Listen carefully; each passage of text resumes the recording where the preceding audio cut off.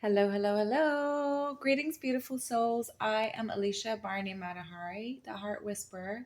If you're a returning subscriber, welcome back. Drop ins, newcomers, it's so wonderful to have you here today. Today, we are doing a collective message, a special message for someone about your manifestation, about a creative project that you're working on. So, let's get into it and see what the cards have to say to you. Five of Inspiration is the Five of Wands. What's really striking in this card is all of the reflective surfaces. So it feels like there's a lot of internal conflict.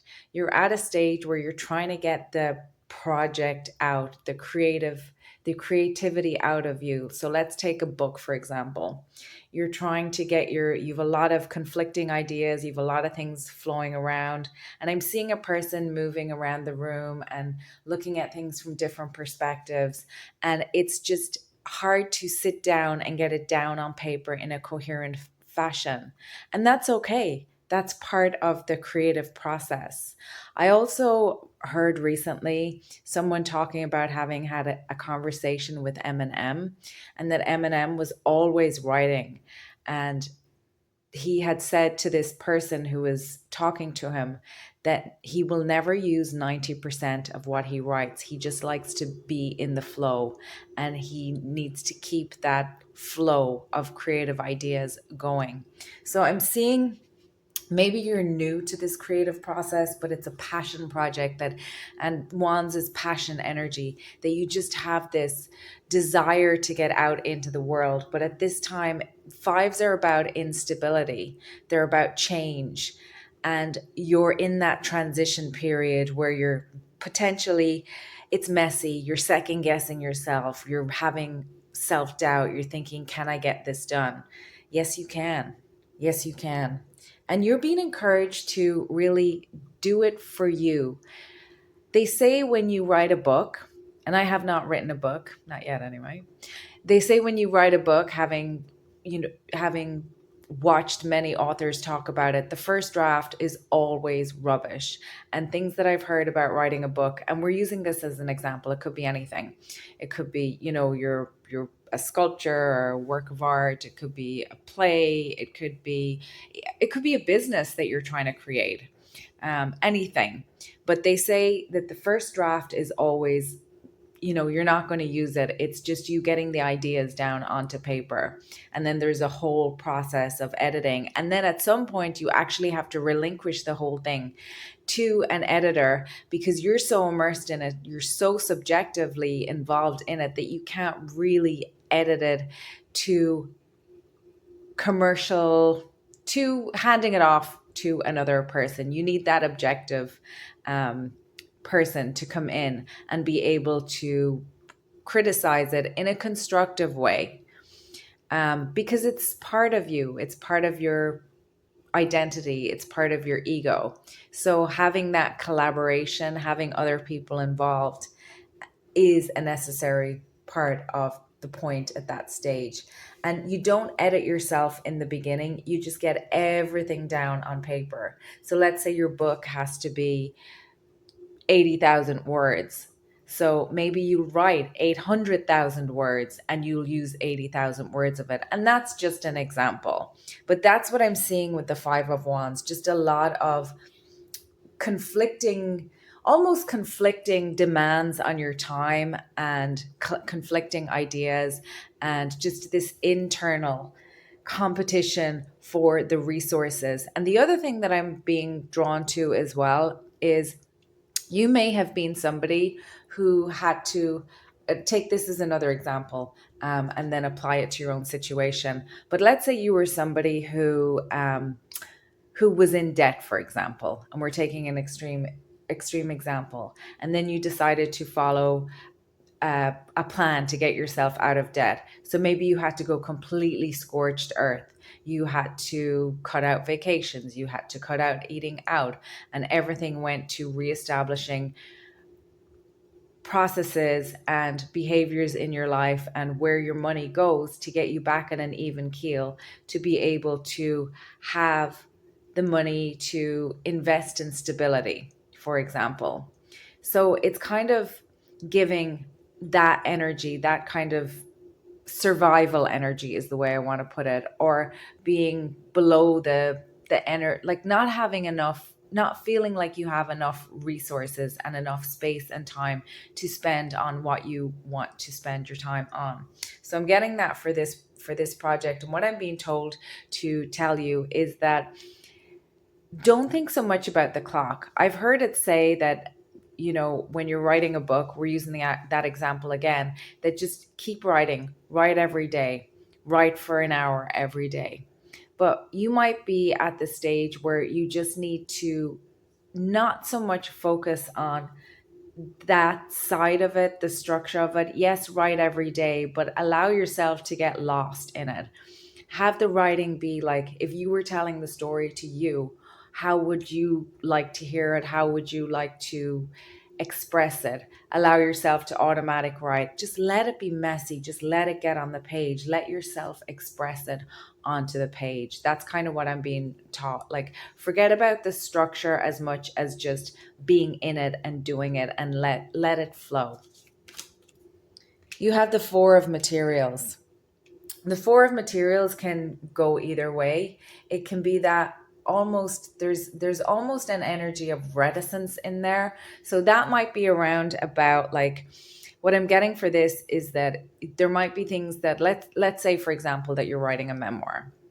You've been through something that you want to share with the world. You've healed from something that you want to share with the world, or you've created something that you want to share with the world and you want to talk about the process. No matter what it is, we're all human, and there are all things that we would like to share with the world. And there's things that, we have embarrassment and shame about. This initial stage of this creative project, again, we're just taking the book as an example. You're just expressing it. Whatever is inside you, you're getting it out of you onto, you're externalizing it onto a page, and there's no editing. So whole editing during the process inhibits the flow, and having that constriction energy around, restriction energy around the flow is not going to keep you in that flow frequency, in that flow energy. So that is, and in this deck, it's the four of materials, and roses represent the coin. So it's reminding me of that phrase, stop and smell the roses. Just really allow yourself to feel the whole feeling that you're feeling as you're expressing it on the page. And it's probably going to be a bit of a roller coaster, because you're basically putting yourself onto a page when you're writing a memoir. And you don't have to think at this stage, at this early draft stage, at this, preliminary creative flow stage. You're not at the editing stage. That's a different stage. So putting yourself on paper to yourself doesn't require editing. Then you have the two of voices. So that's speaking to a little bit of the reticence that we saw in the four of materials, that we saw in the four of pentacles. This is the two of swords. And the two of swords, her hands are bound here, and there's two people looking in opposite directions. So it's like she's split on the inside. But this, looking at what's being split, it's actually a gateway. If you go within, it's a gateway to be able to, well, what am I afraid of? It's a time of inquisition. It's a time of asking yourself. It's a time of decision, and decision means to cut away.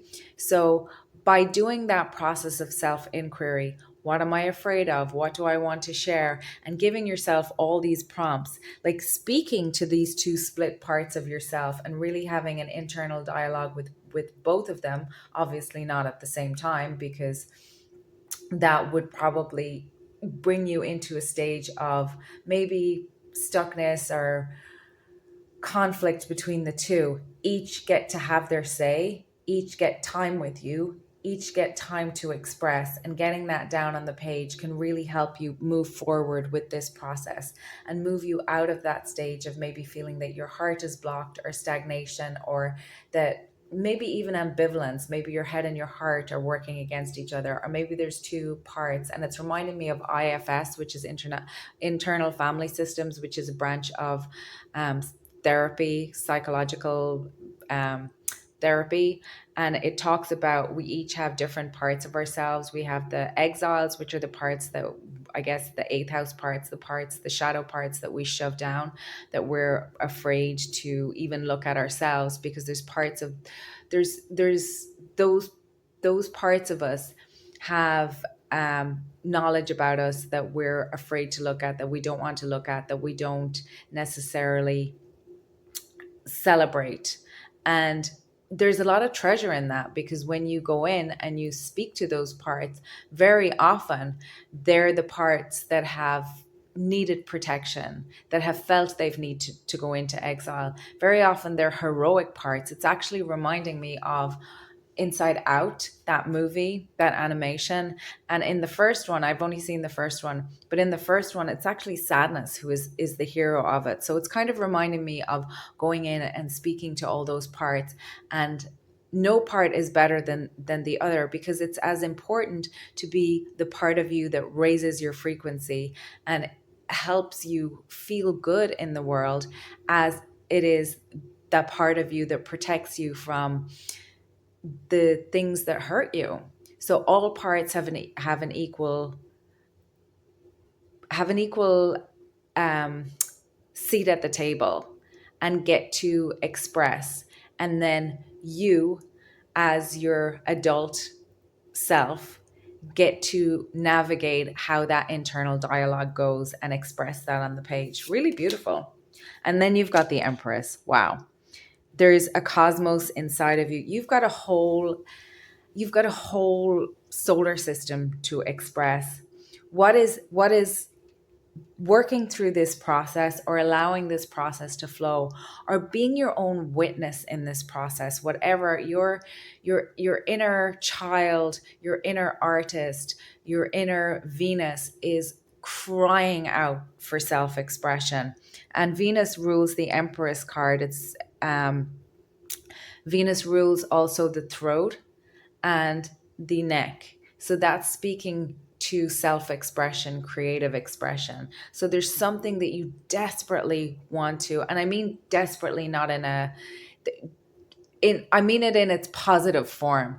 There's something that like wants to express itself so much. There's a burning desire, and that could actually be a two-sided, a double-edged sword. Like you so want to express it, yet when you express it, the idea that it would be criticized, or that it would be taken by other people, or maybe you're even afraid to share your ideas. Maybe you have great ideas and they have been repeatedly stolen by other people, copied and mimicked by other people who've stuck their name on it. So maybe it is something that you want to, until the product is ready for, let's back to the, until you have a first draft, for example, and then you either self-publish, or you seek out a publisher, or you do a book proposal or whatever. But it's something very much for you at this stage. And it's maybe even, it's something like you have a story that needs to be expressed, your heart needs to express, but maybe you just want to write this memoir for, your kids, or for future generations. You want your legacy to be known by future generations, but you've no intention of publishing it. But still, there's that whole process to get it out of you, to express it, and to put it in a coherent form that somebody can spend time with you, and you can spend time with them, but in a different format down the road. You have the Six of Inspiration, which is the Six of Wands. So we've gone from this competition energy, this conflict energy, to success, to visibility. And in this card, it looks like the mini star. She's got a star above her head. It's a card of success. It's a card of recognition. It's the moving forward after the five, after the four. It's moving forward after, the initial idea.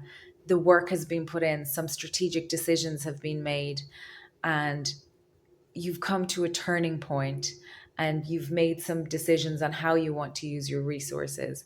What, let's say, back to the book example, what you want whether you want it to be an autobiography, for example, or whether you want it to be a memoir about a specific, um, how you overcame something, how you built something, maybe something that happened in your family, um, more specific. And then, no way. We've got, after the after the mini star, we've got the star itself. And the star, again, is another a card of healing and dreams and wishes and being seen. And but it's elevated, it's out of the minor arcana and it's into the major arcana. So it's really that recognition, soul recognition, and also karmically being recognized. Maybe this is something that's culminated over lifetimes, and you're at the stage where you're ready to, like, be a North Star for others. You're ready to be a guide for others with your story. um, these, I've never had these cards come out together like this, one after the other. So this is just so, it really is beautiful. And when you think about the progression of the star, it comes after death, temperance, the devil, the tower. So, like, the star has been through some stuff. There's been some rebirth. There's been some things torn down. It's a card of healing, and it's a card of renewed hope and and rejuvenation after some really, really intense stuff that you've been through. And then we have the Knight of Materials. How beautiful is that? And this always speaks to me of the heart chakra. And look, this beautiful black horse has got this gorgeous, she's wearing a lei, and I'm calling her. She's got a lei of flowers, and she's got a rose in her hair. It's the Knight of Pentacles. This is a card of forward motion. This is a card that says, I know it's all going to work out. I'm just taking one step after the other. I don't want to rush the process, because when I'm in the process, I want to be able to feel my way through. I want to be able to build a solid foundation. I want to be able to have that, not bypass anything. I don't want to miss anything that's important to me. I want to really, it's giving that Venusian energy to me again, like that slow sensuality, that feeling, the whole feeling of it, and not rushing through, and just being present with yourself through this process, and allowing yourself to not only feel because we have the star here, and that's a card of healing. You're able to look back, and you're able to now appreciate the work that you have done. And when I say the work, I mean like the alchemizing, the overcoming, also the just putting yourself out there, the sharing of your heart, the good stuff, what we call the good stuff and the bad stuff, and the positive and the negative, the light and the dark. Just really that whole spectrum of everything that brought you to this place, playing the hand that you were dealt. And then you've got the death card, the card of rebirth. So this is truly the end of a karmic cycle. And again, I'm getting that feeling that you might have really had to be in masculine energy mode, like on the clock, really, really strategic about your resources, really strategic about your time, really strategic about, it's also giving, for example, like maybe you were in school and you were working at the same time, and maybe you had a family as well. So, like, that's a lot of demands on your time. So maybe you didn't have time, and for the first time in a while, you've had some time open up so you can actually dust off this thing that wants to be birthed out of you, and dedicate some time to it, nurture it, shine the light of your heart upon this thing that wants to emerge, and whatever it is for you. Oops. And finally, we have the page of emotions, which is the page of cups. So we've got her heart is shining brightly. And it's like your heart wants to express its song. It wants to express its joy, its pain, the times when it felt like it was never going to happen, the times when it felt like it was so happy and it was so connected that it thought that it was going to burst. All those things it wants to be able to express that and to be seen and to be recognized. We've got two cards of recognition here. And the first recognition is from you, from your own self witnessing. And then we've got this octopus imagery here. And inside, there's like this whole world inside of you that wants to express. And octopus the octopus is incredibly intelligent, and the octopus also, you cannot keep an octopus in captivity. So this is saying that no matter what, this is going to express in some way. And you know in your heart and you know in your soul that it wants to be, there's a way that matters to you that wants to express. And I'm not saying it's necessarily a book. You might start writing a book and it might turn into a play. You might start writing a memoir and it might turn into an anthology of poetry. What I'm saying is you're at the early stages of whatever this journey is that your heart has for you. The message from spirit, the message from your heart, the message from your higher self is allow yourself to surrender to this process. Stop, if you are, and most of us do because we're humans, and we've really been taught to monetize our creativity. Like everything has to be productive, everything has to be whatever. I'm not saying that you won't make money from whatever this is. You probably will. But your path to that is to surrender to the creative process and to really partner with your heart, partner with your different aspects of yourself, really converse with yourself and see what unfolds and see how it evolves. And that is the message that I have for you today about your creative expression, about this creative project. And the page is signifying huge potential, massive potential. It's also signifying something that needs to be nurtured.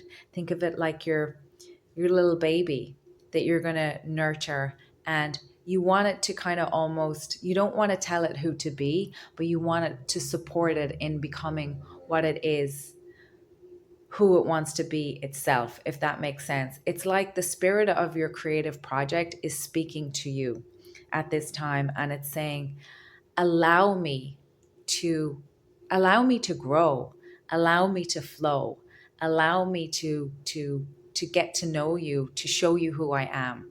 That's what it is. Don't please put me in on a timetable. Don't please put me in a structure and a box that's predetermined. Let me grow, let me flourish. I'm going to leave it there, collective. I'm so happy to have you. I'm so excited to see what comes forth for you. I wish you the very best with your endeavors. I wish you the very best getting to know this part of you.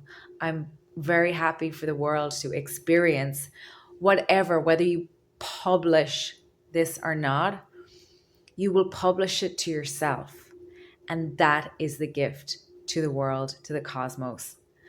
And I'm going to leave it there. Thank you. Bye.